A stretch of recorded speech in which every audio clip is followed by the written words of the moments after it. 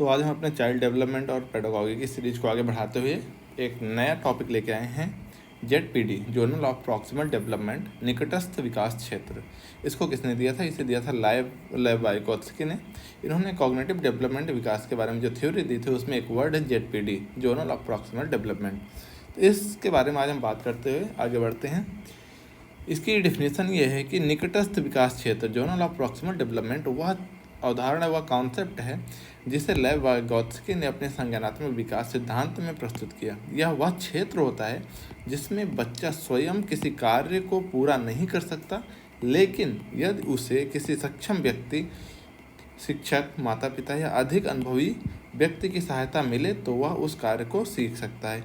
इसी में जो एक वर्ड होता है MKO, मोर नॉलेजेबल अदर्स, इसमें जो होता है ये इन्हीं सब चीज़ों को इनमें इंक्लूड करते हैं। शिक्षक, माता पिता और अधिक अनुभवी व्यक्ति में MKO कहते हैं। तो आगे हम बात करते हैं। इसके 3 प्रमुख स्तर होते हैं। एक पहला है एक्चुअल डेवलपमेंट लेवल, जो उस वर्तमान स्थिति में है। उसके बाद आता है जहाँ पे उसको किसी चीज़ की ज़रूरत, किसी हेल्प की ज़रूरत पड़ती है, उसे कहते हैं जर्नल ऑफ प्रॉक्सिमल डेवलपमेंट। और उसके बाद आता है पोटेंशियल डेवलपमेंट लेवल। तो पहला हम देखते हैं, यह वह स्तर होता है जहाँ बच्चा खुद से कार्य करने में सक्षम होता है। जैसे यदि कोई बच्चा खुद से 2 अंकों की संख्या को जोड़ सकता है तो वह उसका वर्तमान स्तर है। लेकिन निकटस्थ विकास क्षेत्र जेडपीडी में वह क्षेत्र है जहाँ बच्चा सही मार्गदर्शन से सीख सकता है। उदाहरण, बच्चा यदि गुणा करना सीखना चाहता है लेकिन उसे खुद नहीं कर सकता है, लेकिन यदि शिक्षक उसे सही तरीके से समझाए तो वह सीख सकता है। उसके बाद आता है पोटेंशियल डेवलपमेंट। यह वह स्तर है जहाँ बच्चा अभ्यास और सीखने के बाद खुद से कार्य कर सकता है। उदाहरण इसका है, कुछ दिनों तक मार्गदर्शन प्राप्त करने के बाद बच्चा खुद से गुणा करने में सक्षम हो जाता है। इसके 3 लेवल हैं, वर्तमान स्तर, जेडपीडी और पोटेंशियल। आगे हम बात करते हैं एक उदाहरण के थ्रू, जो बहुत अच्छा उदाहरण है जिससे आप अच्छे से कनेक्ट कर पाएंगे इस टॉपिक को। जिसमें है ये साइकिल चलाना सीखना।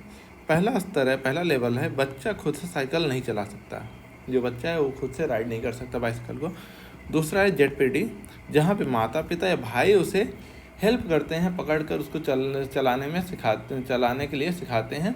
आप लोग बचपन में इसको आप कनेक्ट करते हैं। जब आप बचपन में थे तो कुछ जो हमारे भाई हैं, माता पिता हैं, वो पीछे बैठ के हमको क्या करते हैं, हेल्प करते हैं, सपोर्ट करते हैं, जिससे हम धीरे धीरे साइकिल चलाना सीख जाते हैं। भविष्य का स्तर, कुछ दिनों बाद बच्चा खुद से साइकिल चलाने में सक्षम हो जाता है। इस प्रक्रिया में बच्चे का जेडपीडी वह समय था जब उसे मार्गदर्शन की ज़रूरत थी, और जब वह खुद सक्षम हो गया तो अपने भविष्य के स्तर पर पहुंच गया। जेडपीडी की प्रमुख विशेषताएं हैं, यहाँ प्रमुख 3 विशेषताएं दी गई हैं। सीखने और विकास के बीच पुल, ब्रिज जो है वो डेवलपमेंट और लर्निंग के बीच जो होता है उसके बीच का यह ब्रिज का काम करता है। यह दर्शाता है कि बच्चे किस प्रकार मार्गदर्शन से नए कौशल सीख सकते हैं।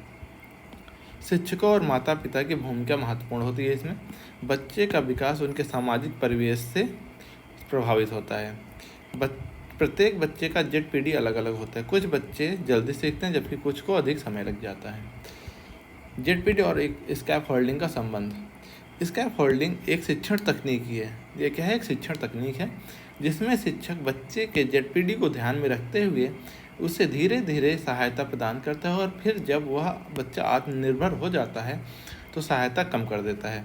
स्कैफ होल्डिंग का उदाहरण जो है, गणित का एक नया कॉन्सेप्ट सिखाने के लिए शिक्षक पहले उदाहरण देता है, फिर बच्चों को कुछ सवाल हल करने में मदद करता है।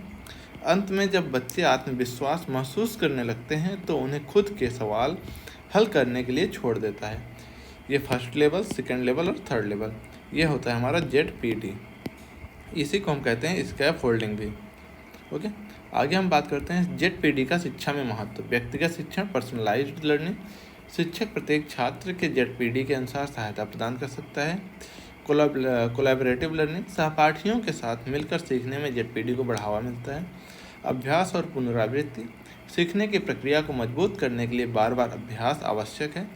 समाज और भाषा की भूमिका, भाषा और सामाजिक बातचीत से बच्चों की सीखने की क्षमता तेज़ी से विकसित होती है। हम इसका निष्कर्षता हम देख सकते हैं कि जो वाइगोत्स्की हैं, ये जेडपीडी का सिद्धांत इन्होंने दिया है। बच्चे स्वयं से सब कुछ नहीं सीख सकते हैं, लेकिन सही मार्गदर्शन और सहायता से वे तेज़ी से सीख सकते हैं। यह अवधारणा शिक्षा, प्रशिक्षण और व्यावहारिक जीवन में बहुत ही महत्वपूर्ण भूमिका होती है। धन्यवाद। अगर आपको ये टॉपिक अच्छा लगा हो तो चैनल को सब्सक्राइब करो